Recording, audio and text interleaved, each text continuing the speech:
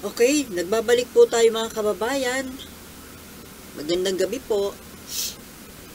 Ngayon naman po pag-usapan natin itong tungkol sa public statement ni Vice President Sara Duterte. Ito po yung tungkol sa atake niya dito sa Chacha, yung gustong ipasa na charter chains. Ito po yung kanyang pahayag, no? Basahin ko po sa inyo. Sara, sana ay unahin nating pag-usapan ang kapakanan ng mga Pilipino kaysa pagpapasok ng mga dayuhan sa ating bansa. Sana daw unahin natin ang mga Pilipino kaysa pagpapasok ng mga dayuhan sa ating bansa.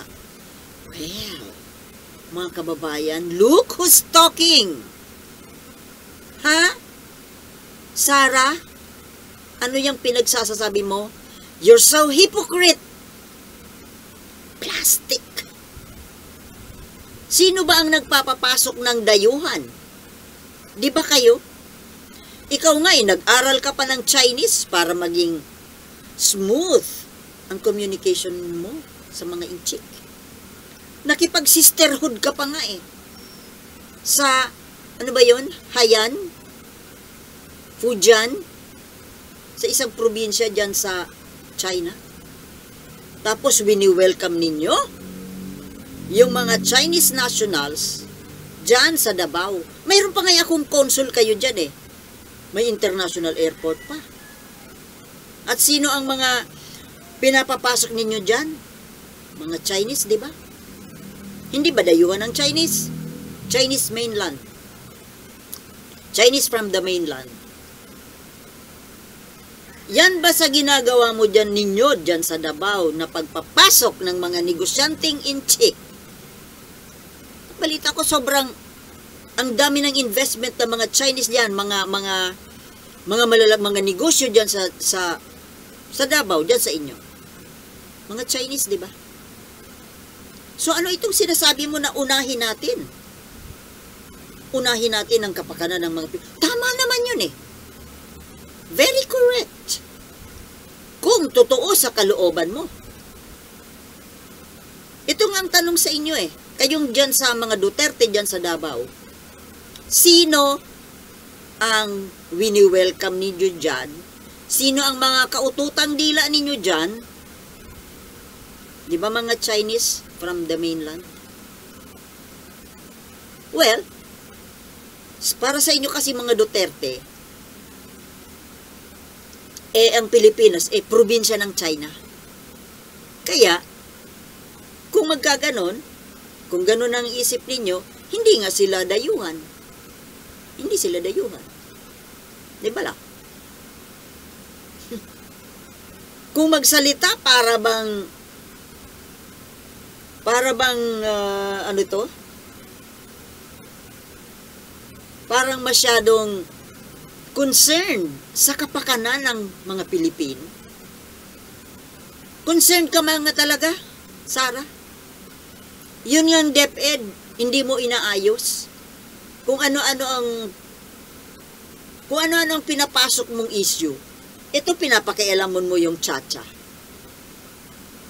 Nangikialam ka sa charter chains. Hindi mo nga mapatalino yung mga estudyante Hindi mo asikasuhin yung trabaho mo dyan sa DepEd. Hindi nakikialam ka sa trabaho ng mga lawmakers. It's not your job. Okay, pero sige. Okay naman sa isang vice president ang magpahayag ng concern sa mga issues. Pero, nung binastos ba si PBBM ng mga kaibigan mo na komunistang Chinese, yung Mauning, nung pinagsabihan si Bongbong Marcos na magbasa ng mga libro para maintindihan ang Taiwan issue, may public statement ka ba? Ipinagtanggol mo man lang ba yung presidente natin? Na, di ba? Katandi mo? May narinig ba kami sa'yo? Tungkol dun sa pambabastos na yon, galit na galit yung mga vloggers, yung mga, kahit na yung mga hindi bumoto kay BBM, mga anti-Marcos, ang tuwang-tuwa lang mga DDS doon sa pambabastos ng China Kahit yung mga anti-Marcos, ipinagtanggol si Bongbong Marcos. Pero ikaw, ano man lang ba ang pahayag mo? Binastos. Hindi lang yung Pangulo, hindi lang si PBBM ang binastos, kundi buong lahing Pilipino, yung bansa natin. Nasaan ang concern mo, Sara Duterte? Kung talagang concern ka sa kapakanan ng bansa natin, alam mo masyado kang selective Magre-react ka lang sa gusto mong, sa issue na gusto mong mag-react ka. Yung mga pambubuli ng mga Chinese Coast Guard dyan sa West Philippine Sea, may naririnig ba kami sa'yo? Di ba wala? Well, oo nga naman pala, kasi pala kaibigan mo. Kaibigan mo yung mga komunistang inchik. Pag komunistang inchik, welcome mo dito sa bansa natin. Pero pag Amerikano, hindi mo welcome. Kayo mga Duterte, kayo mga DDS, welcome ninyo ang mga Chinese from mainland China. Pero yung Amerika, kahit na magtatanggol sa bansa natin, hindi mo gusto. Puro kayo batikos.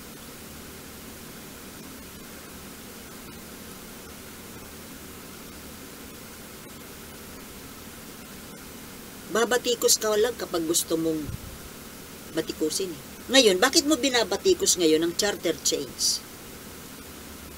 Bakit? Sabi mo, pag-usapan lang muna ang kapakanan ng bansa. Kapakanan ng bansa. Kung talagang concerned ka sa kapakanan ng bansa, ang laki-laki ng pera ninyo, hindi ka man lang dole out, mag-ambag, kahit man lang 1 milyon doon sa West Philippine Sea. May narinig man lang ba kami na kung talagang mapagmahal kayo, makabayan kayo, ano ba naman yung di ba buwan-buwan nagpapadala ng mga supplies? May narinig man lang ba kami na nagpadala ka man lang ba doon ng 1 kahong sardinas? Out of your own money. Kung ako lang ang milyonaryo. Pero ang mga to, ang lalaki ng mga nakatagong pera, hindi man lang magpaluwal kahit magkano. Ang habula puro papasok. Papasok, papasok, papasok. Intel Fund, Confidential Fund. Tuloy natin. Okay. Unahin muna natin ang Pilipinas. Well, halos kaparehas ng first sentence. Unahin ang Pilipinas. Ibalik ko sa iyo, Sara, ang salita mo. Sa sitwasyon ngayon, inuuna mo ba ang Pilipinas? O inuuna mo yung ikasasaya, ikatutuwa ng kalaban ng Pilipinas, ang China? Kasi wala kaming naririnig sa iyo ng mga pagbatikos sa China sa mga ginagawa nila sa atin. Unahin ang ating bansa. Sana nga gawin mo. Paano mo uunahin ang ating bansa? Yung trabaho mo dyan sa DepEd, pangalagaan mo yung mga bata. Ano ba ang objective ng DepEd? Di ba yung magsaksak ng mga kaalaman sa utak ng mga kabataan? Hindi ba napagsabihan ka na ni PBBM nung pinatawag kayo doon sa nagmeeting kayo, yung mga taga DepEd? Hindi ka pa ba nakonsensya doon? Isang linggo na ang nakalipas eh. Nainsulto ka na nung pagpapatawag na ng meeting na yun eh, Pangulong Marcos. Pero hanggang ngayon wala namang kaming naririnig na bagong proyekto. Mga bagong whatever. Mga program ng DepEd para tulungang maging matalino ang mga bata. Pero ito, nangihimasok ka sa trabaho ng mga mambabatas. Kesyo, ito ang kanyang last sentence. Ingatan po natin ang ating saligang batas. Dapat naman talaga iniingatan ang saligang batas. Dapat kung ano nakalagay dyan, sinusunod. Sinong sumusunod dyan? Kayo mismo ang naglalabag ng mga nilalaman ng saligang batas. Paano ba iingatan ang saligang batas? Ngayon, anong ibig mo sabihin na alagaan ng saligang batas? Yun ba huwag galawin? Huwag galawin yung saligang batas. Yung 1987 Constitution na even yung mga authors niyan, narinig ko, one of the authors, si Christian Monsod, siya mismo nagsabi na mayroong diferensya. May diferensya na kailangang baguhin na hindi nila napansin noong ginagawa nila yung constitution na yan. Sino ba ang mga kumukontra dito sa pagbabago ng constitution natin? Mga dilawan at kayo mga DDS, kayo Duterte, kayo ni kapatid mong Pulong. Kontrang-kontra kayo sa pagbabago ng constitution. Kaya huwag galawin. Look who's talking na naman ulit. Bakit nung panahon ng tatay mo siya ang presidente, di ba ginalaw nyo yan? Gusto nyong galawin yan? Mas matindi pa nga yung gustong gawin ng tatay mo eh. Federalism. Buti nga hindi pumasa dahil talagang hindi pwede sa atin ang federalism. Mas delikado. Mas dangerous ang federalism. Alam mo kung matuloy ang federalism, lahat ng mga regions, mga probinsya, magiging parang Davao. Ano ibig sabihin na parang Davao? Di ba yung Davao, pinaghaharian ninyo? Anong klaseng paghahari? Anong klaseng kingdom ang Davao? Sa mga naririnig namin ngayon ng mga controversies, dadami ang Duterte-like na mga leaders. Ngayon, porque hindi pumasa yung federalism, gusto gawing revolutionary government. Anong klase yun? Alam mo yun? Revolutionary government na ang batas nun yung tatay mo kung nangyari yun. Kung ano sabihin ng tatay mo, yun ang batas. Walang konstitusyon. Para tayo niyan yung sa Cuba, yung Fidel Castro.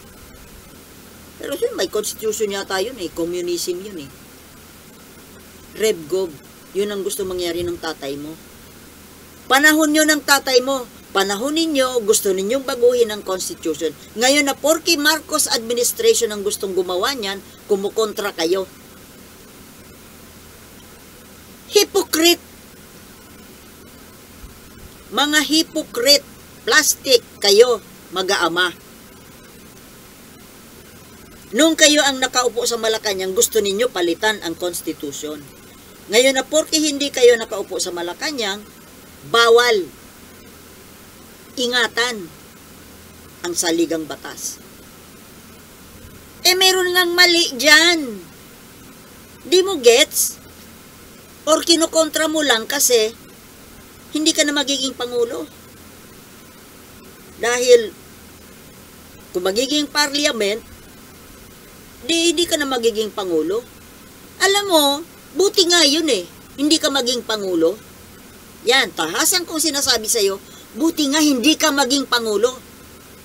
Alam mo, yan ang idinadasal ng mga matitinong Pilipino na sana wag kang maging Pangulo. Kasi oras na ikaw ang naging Pangulo, katapusan ng bansa. Because you will be worse than your father. Kung ano yung ginawa ng tatay mo, mas higit ka. Doble, triple. Kitang-kita yan sa confidential fund na lang nung mayor kayo. Nung yung tatay mo ang mayor ganito yung confidential fund. Nung ikaw na nakaupo, dinoble mo. O di mas matindi ka. Kung yung CPRRD medyo paminsan-minsan matutuwa ka pa dahil sa pagiging palabiro niya. Pero ikaw, nagpapakapalabiro ka pero ano naman masyadong trying hard. Oo. Yun ang napapansin ko. Gusto mo gayahin yung tatay mo, yung mga joke-joke niya. Yung tatay mo bagay mag-joke kasi talagang natural niya. Natural, authentic. Pero ikaw imbis na matatawa ako sa patawa mo naiinis ako Kasi pilit, masyadong OA, TH, trying hard. Copycat.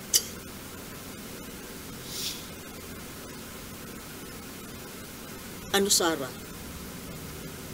Alam mo, Sarah, tigilan mo yung mga kaartihan mo. Masyado kang OA.